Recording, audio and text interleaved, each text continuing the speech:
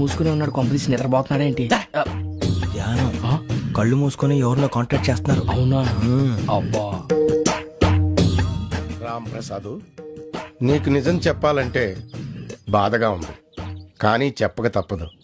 ఎందుకంటే అది నిజం కాబట్టి. Correct sir, correct. ఏంటి సార్ అది?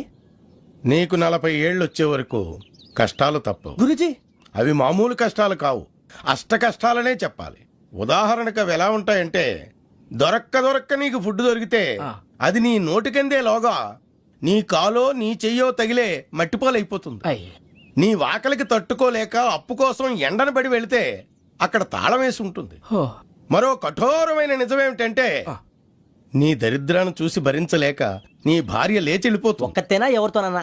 తప్పు. అతని దురదృష్టాన్ని చూసి ఎగతాళి చేయకు రమణ. Sorry sir. ఇదయ్యా రాంప్రసాద్, నువ్వు ఈ 40 ఏళ్ళు ఈ నరకాన్ని అనుభవించక తప్పదు. 40 ఏళ్ళ తర్వాత అలవాటైపోతుంది. ఇక నువ్వు వెళ్ళొచ్చు. ఏమో వెంకటేశ్వరరావు, కులాసైనా రమ్మన్నారట. నీకు శుభవార్త చెబుదామని పిలిపించాను. ఏంటి గురుజీ?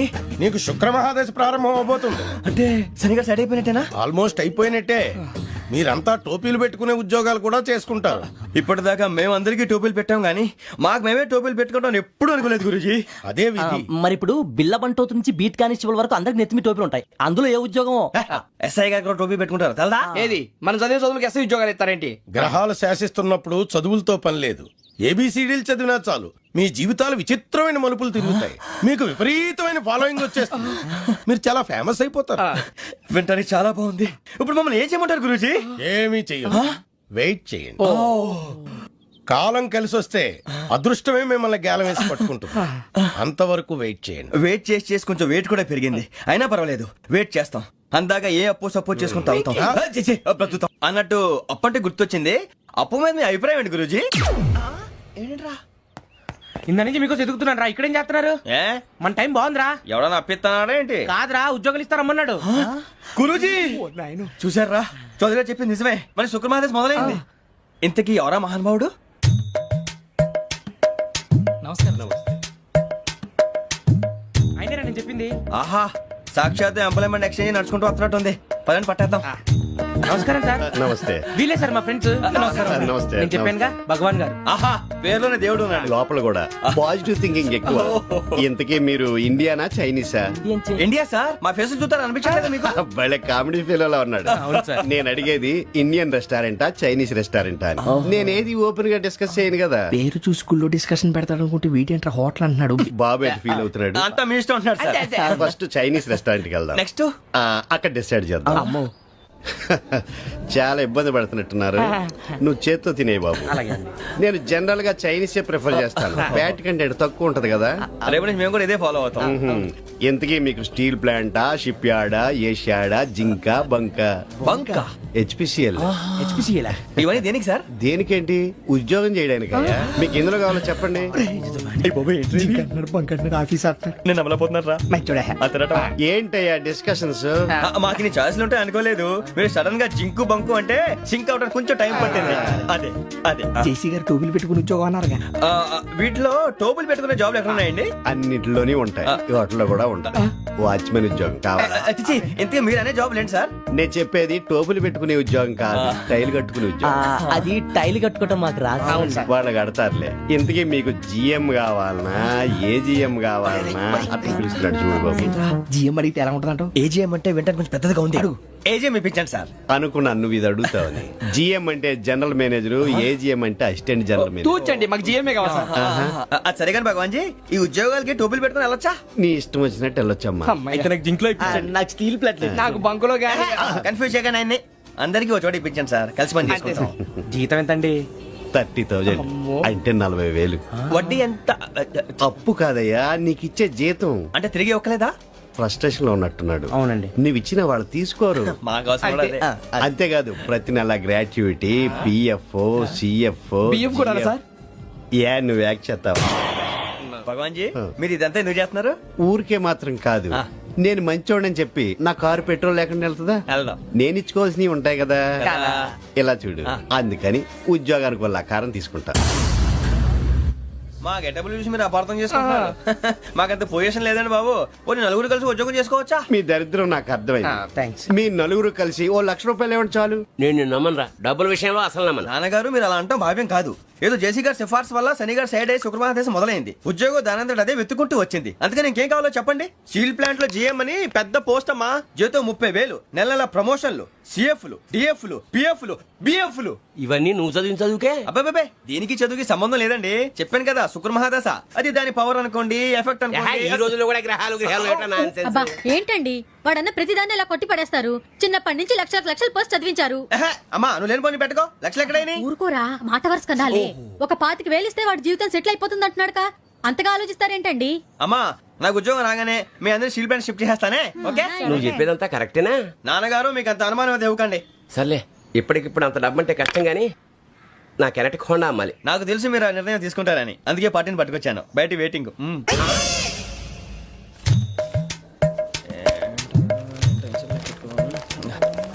ఇవ్వండి. భగవాన్ జీ మీతో నాకు కుదరదండి. మీరు తేడా మనుషుల్లా ఉన్నారు. చూడటానికి అలా కనపడతాం కానీ తేడా మనుషులు కాదండి. ఇది ఎంతో లెక్క పెట్టండి. 5,000 తగ్గిందండి. ఆ విషయం నాకు ముందు చెప్పాలి కదా. ఇది తేడాతనం కదా. సర్దుబాటు కాక జరిగిన పొరపాటు. మా దరిద్రం మీకు తెలియంది కాదు. మీ ప్రాబ్లమ్స్ నాకు అనవసరం అండి. ఇప్పటికే మీ మూలంగా 3,00,000 బొక్క తెలుసా. మీరు ఫేస్ అంత చిరాగ్గా పెట్టకండి. రే ఆ గొలుసు ఎవరా? తొందరగా ఎవరా? ఆయన కోపం వస్తుంది.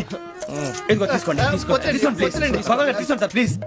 భగవాన్ గారు మీ కోపం తగ్గిందా? కోపం కాదు వెంకటేశ్వరరావు గారు, ఎందుకో మోసాన్ని భరించలేను. అది నా బలహీనత. ఇవన్నీ వదిలేయండి. ఇంకోసారి పొరపాటు జరగదు. మేము ఎప్పుడు జాయిన్ అవ్వాలో చెప్పండి. కొత్త బట్టలు కొనుక్కోవాలి. మీరు ఆ పనిలో ఉండండి. పొద్దున్నే గుడికి వెళ్ళి 9:30 కల్లా, మొన్న వచ్చారే ఆ ఆఫీస్కి వచ్చేయండి. మీ అపాయింట్మెంట్ ఆర్డర్స్ రెడీగా ఉంటాయి. 8:30కి వచ్చేస్తాం. మీరు వచ్చిన వాళ్ళ తలుపులు తీరు. మీ కంగారు నేను అర్థం చేసుకోగలను. ఇంతకాలం పని లేక స్తంభించిపోయిన మీ జీవితాలు ఇక నుంచి వేగం పుంజుకుంటాయి. ఆయన ఉన్నారా? ఎవరు? భగవాన్ గారు. మీరెవరు? ఆయన క్లోజ్ ఫ్రెండ్స్. సరే లోపల రండి. పదా సార్ వీళ్ళు భగవాన్ క్లోజ్ ఫ్రెండ్స్ అంటారు.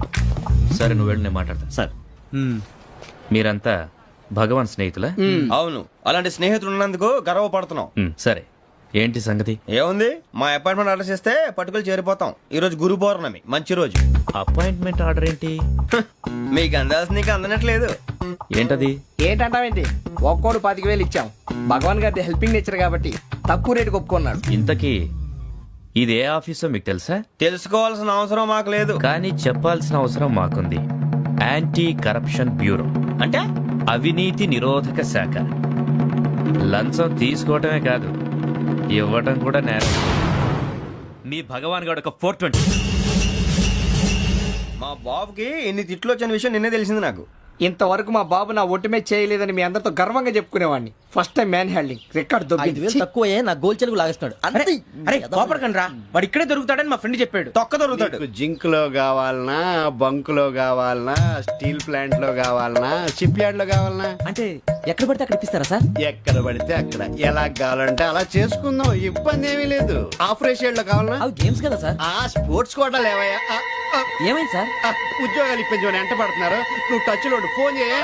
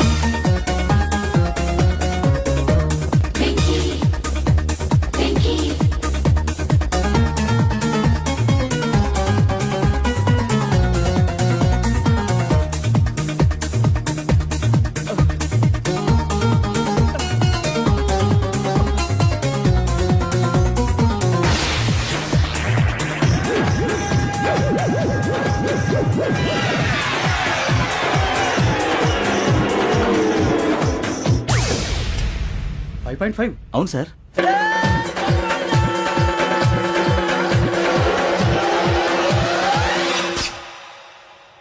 గ్రేట్.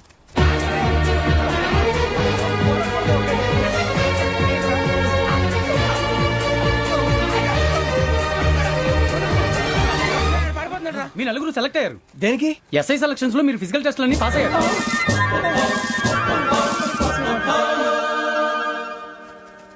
కానీ మేము అప్లై చేయలేదు సార్. అప్లై చేయలేదా? చేయి వదలకండి సార్, కాలు పట్టుకోవాల్సి వస్తుంది. రాగరాకు వచ్చిన అవకాశం. సరే, మీరంతా డిగ్రీలు పాస్ అయ్యారా? ఎప్పుడో. ఓకే, ఇప్పుడు అప్లై చేయండి. Thank you sir. నేను మేనేజ్ చేస్తాను. Thank you sir. మీరు రిటర్న్ టెస్ట్ ప్రిపేర్ అలాగే సార్. All the best. రేయ్, ఈ పరీక్షల్లో సమాధానాలని ఏబిసిడ్యూల్లోనే ఉంటాయి. ప్రతి ప్రశ్నకి 4 ఏదో ఒకటి కరెక్ట్ ఆన్సర్. ఏది కరెక్టో మనకు తెలియదు కదరా. నీకు ఏబిసిడ్యూల్ తెలుసు కదా? తెలుసు. అయితే కళ్ళు మూసుకుని 4 ఏదో ఒకటి రాసుకుంటూ పోతాం. మన అదృష్టం బాగుండి అవి కరెక్ట్ అయితే పాస్ అయిపోతాం. ఎస్ఎల్ కూడా అయిపోతాం. వారిని ఏబిసిడీలు వస్తే ఎస్ఐలు అయిపోతాం అని తెలిస్తే నాన్న కష్టాలు పడి డిగ్రీలు చేసేవాళ్ళం కాదు కదరా. రెడీ, స్టార్ట్ చేద్దాం. నీ ఇష్టదేమో ఆంజనేయ స్వామి. వేసుకో. నీ ఇష్ట పొలిటీషియన్ వాజ్పేయి.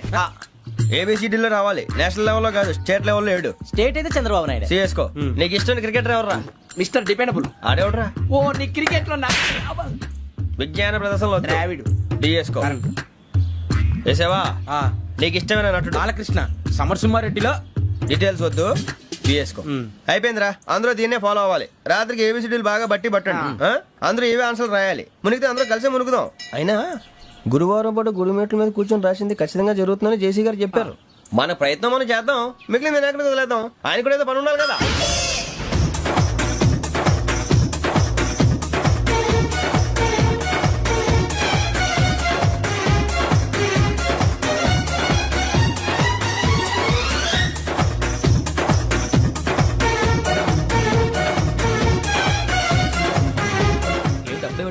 మేము దేవుడిని నమ్ముకున్నాం, అందుకే ఫాస్ట్. వాళ్ళని నమ్ముకున్నారు, అందుకే లేట్. అర్థం కాలే.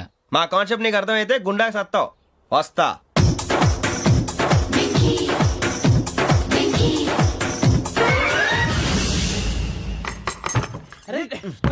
మనం అనుకున్నదంతా జరిగిపోయిందిరా.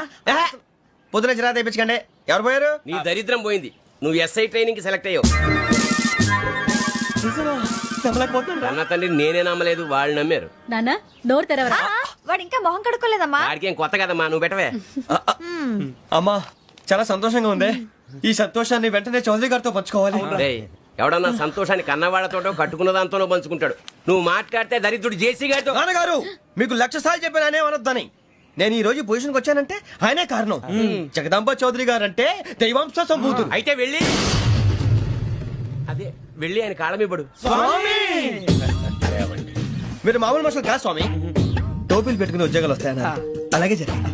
ఏబిసిడీలు వస్తే చాలన్నారు, చివరికి వాటిలతోనే ఉద్యోగాలు తెచ్చుకున్నాం. ఇందులో నాదేముంది? మీ గ్రహాల మూమెంట్ అలా ఉంది. అలా అనకండి, ఆ గ్రహాలు అలా మూవ్ అయ్యేలా చేసింది మీరే. వెంకీ, ఈ ప్రయాణంలో నీకు ఇంకో ప్రయోజనం కూడా ఉందయ్యా. వీళ్ళందరూ ట్రైన్ యాక్సిడెంట్ లో పోతారా స్వామి? కాదయ్యా, ఈ ప్రయాణంలో నీకు అందాల రాశితో పరిచయం ఏర్పడుతుంది. ఆ పరిచయం ప్రణయంగా మారి వివాహానికి దారితీస్తుంది. స్వామి, మాకు పొజిషన్ లేదని ఊళ్ళో లేడీస్ అందరూ చాలా చీప్ గా చూస్తున్నారు. ఎలారా బాబు అనుకున్నాను. చల్లటి వార్త చెప్పారు. మరి మాకు నీకింకా కొంతకాలం బ్రహ్మచర్యం తప్పదు. వీళ్ళకి ఇప్పుడు అప్పుడే తొందరగా ఉందిలేండి. మేము బయలుదేరుతాం స్వామి. మిక్సల్ టచ్ లో ఉంటాం. శుభం. బుచ్చిగా ఏట్రా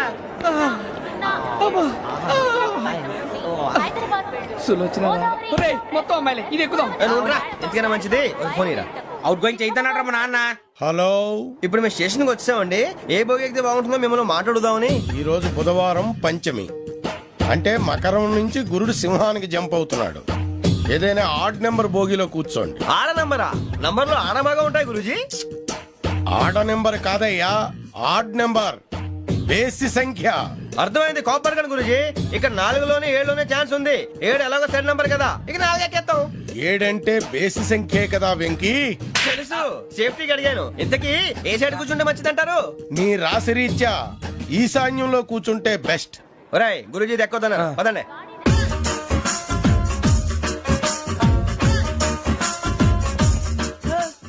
ఇందాక నిలబొమ్మని ఇంకే నిలబడమేంద్రా? అది కాదు సార్, ఆడికి ఇచ్చారు, నాకు ఇవ్వలేదు. ఆడి ఫేస్ నాకు నచ్చింది, నీ ఫేస్ నాకు నచ్చింది. Sir please. నమస్కారం నాగరాజ్ గారు. నేను నీకు తెలుసా? తెలుసా? భలే వార్ సార్. నిప్పు నాగరాజ్ అంటే గోదావరి ఎక్స్ప్రెస్ గడగలు దాడిపోతుంది చెట్ట పేరుంది.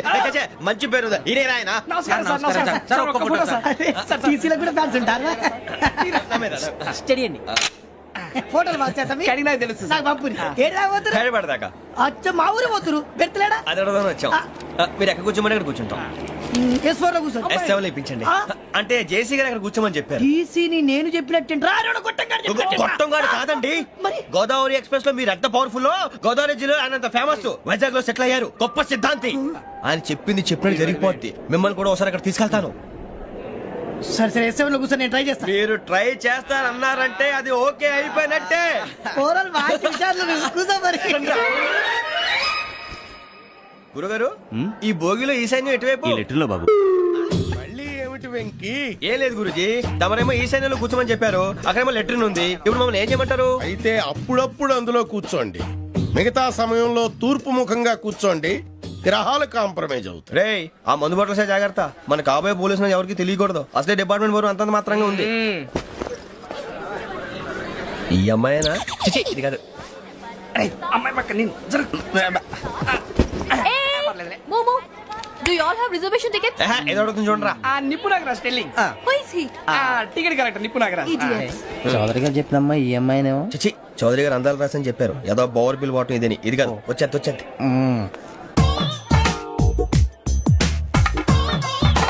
Excuse me, ఎవడది?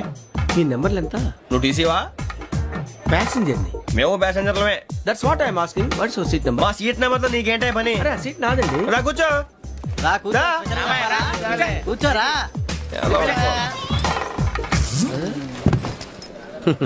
I'm Gazala from Washington DC, CEO Sonic solution. I'm Venky, Seethampeta from Vizag. Sir, నేను క్యాజువల్ గా అడుగుతున్నాను, మీ బెర్త్ నెంబర్లు ఎంత అండి? డిసైడ్ చేసుకోలేదు ఇంకా. మీరు డిసైడ్ చేసుకోవడం ఏంటండి? టీసీ గారు మేము డిసైడ్ చేసుకున్నాక ఇస్తానన్నాడు. అది తెలిసిన వెంటనే ఫస్ట్ నీకే చెప్తాను. సరే? ఏం మాట్లాడుతున్నావు నువ్వు? Give respect and take respect. నువ్వేంటి ఇది నా పరిస్థితి కూర్చున్నావు? లే లే, అడుగు కనిపిస్తావా? వచ్చి కూర్చుంటా. పక్కన ఎందుకే అరుస్తావు? మధ్యలో ట్రాఫిక్ జామ్ అండి, అందువల్ల లేట్ అయింది. సార్, మీకు రిజర్వేషన్ ఉంది, మీరు ఎప్పుడైనా రావచ్చు. రిజర్వేషన్ లేని వాళ్ళ సంగతి ఏంటి?